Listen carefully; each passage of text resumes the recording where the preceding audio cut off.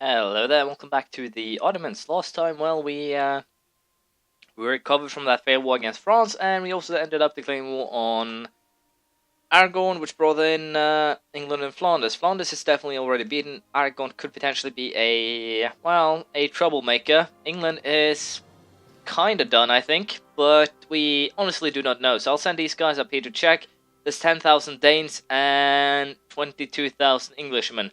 So they're not out of it. That is for certain. But at least we are slowly but surely getting done here with Flanders. So that is at least a very positive note to bring with us. Siege of Valencia is almost or just finished, and hopefully now we can pull the victory that we'd like to have here. Where have I hid my general? There you are.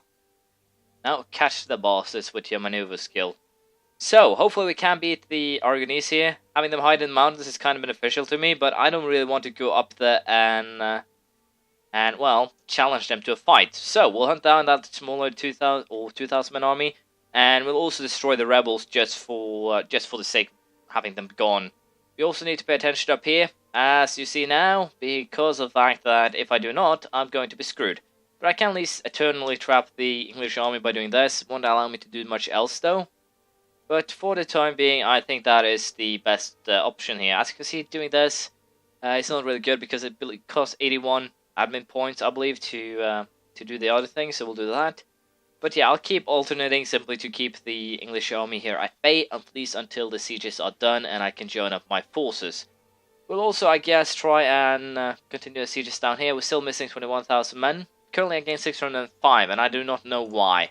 I should be getting quite a bit more. So it's really tempting actually to go here, declare a holy war on the Popey. But there is, well, two problems with that. I don't have a holy war, and second of all, they are part of the Holy Roman Empire. So I kind of don't want to do that. Byzantium is, because of that, kind of a better target, but they'll definitely bring in Moldavia, and Moldavia will then try and screw me over. So, we'll have to consider how we'll do this. The manpower again is fairly low. Münster is not actually helping here, which is kind of annoying too, but for the time being, we'll just keep the English and the Aragonese in check, and then we'll see what we'll do. Hopefully we can pull something out of the hat as usual. We'll see how it goes.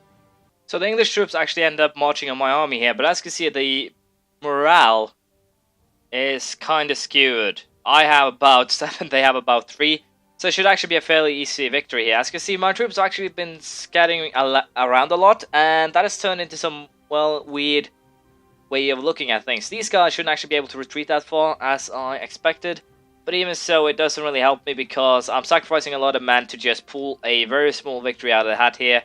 As you can see, 10,000 for 2.5, not really a good trade at all. So I should try and avoid battle for the time being, and hopefully screw over the English some other way. Unfortunately, it seems that Münster don't actually want to join in this war, even though they kind of have to. So that is kind of annoying. I was kind of hoping to be able to hand over these two to them, but it seems like I'll have to take a province or two myself.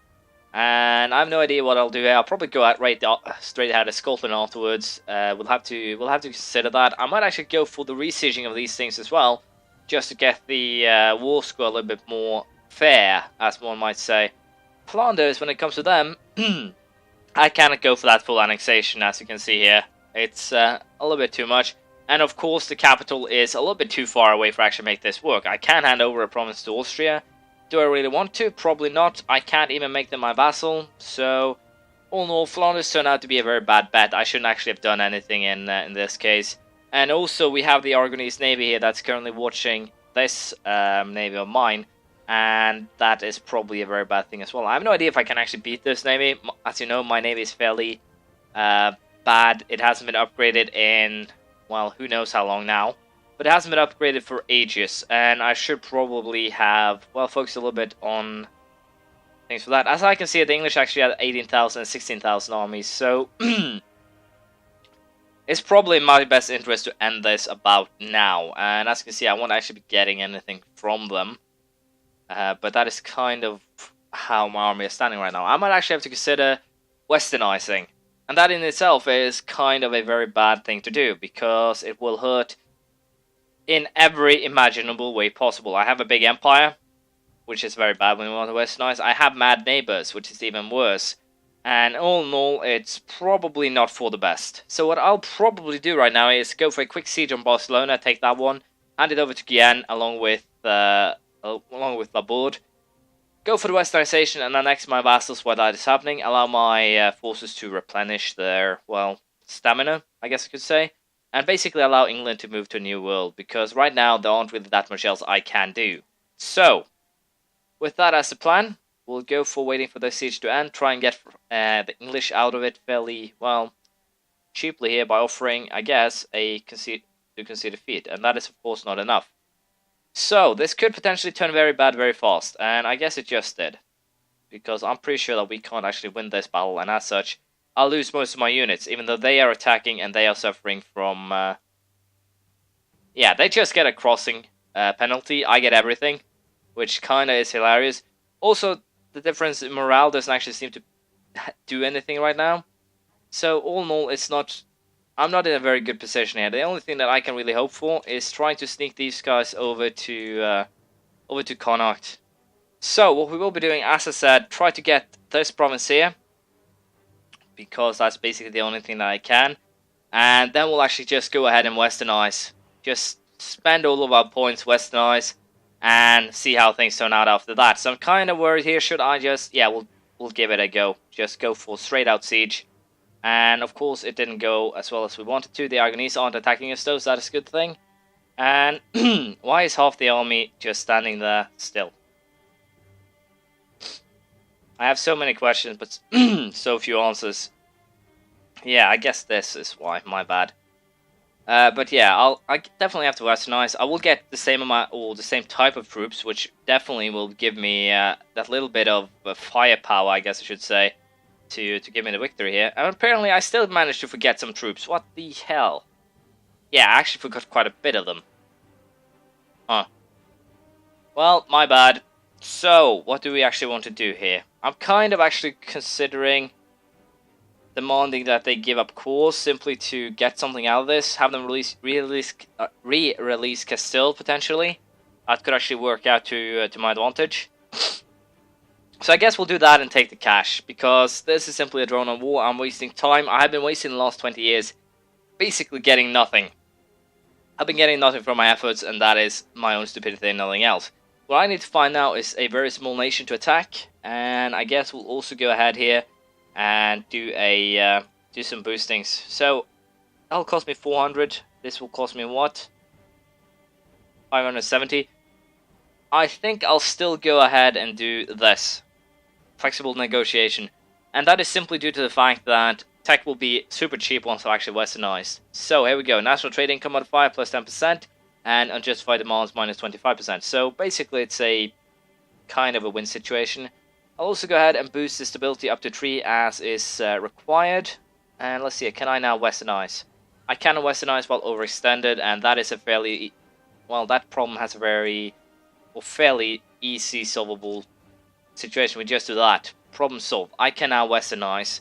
And I think we actually have to do this. Simply because of the fact that if I do not, I will be screwed in the long run. They are starting to get better troops. They're starting to get stronger. So we'll make an effort to westernize, waste another decade. But as I said, I wanted to simply do this as a test. Initially, if everything went my way, I believe that I would be able to pull this off in about the 150 years I gave myself. In retrospect, that was a fairly bold, I guess I should call it, statement. As you can see, I'm being crushed.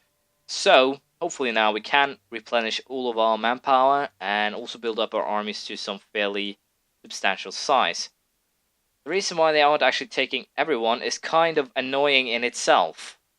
There are only 7,000 people, why can't you just take them all on the boat? So, that is why I actually lost the people. Well, that's good to know, I guess. So, as I said, we'll go for, I think, annexing every single vassal that we have. And that is simply to get some more core. We'll keep Münster, they are the only one. I'll probably also go ahead here and annex Burgundy. They don't only have another core now, so they're not really that important or that good to have.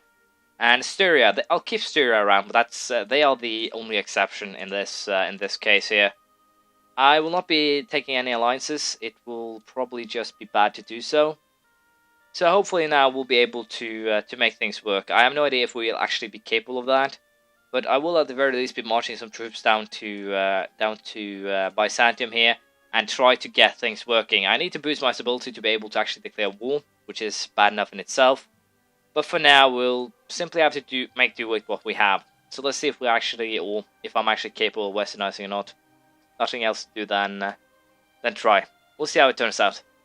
So, England made a very bad Scotland, but positively, or the positive thing with this, is the simple fact that I can actually now go for straight out vassalization. The only problem with said vassalization is that England is in the way. So I guess we'll actually go for conquest, and then hand that one to Scotland, because we can't take it ourselves. So all in all, that should actually help out quite a bit. Also, this guy will make the... well, I guess I had one from before then, but yeah. Hopefully the annexation here also will give me a little bit extra people. The fact that I can actually get some troops means that I can merge together armies, rather than having to suffer because of the fact that they aren't actually joined together. I'll also go ahead here and fetch the army that's currently standing in Burgundy. No real reason to have it up there. Especially if the French were to, well, let's say, declare war on me, which is actually quite probable. So, once again, I'll just stop talking and try to westernize. We'll see if I can pull it off. There we go, Ferrara has been has been integrated.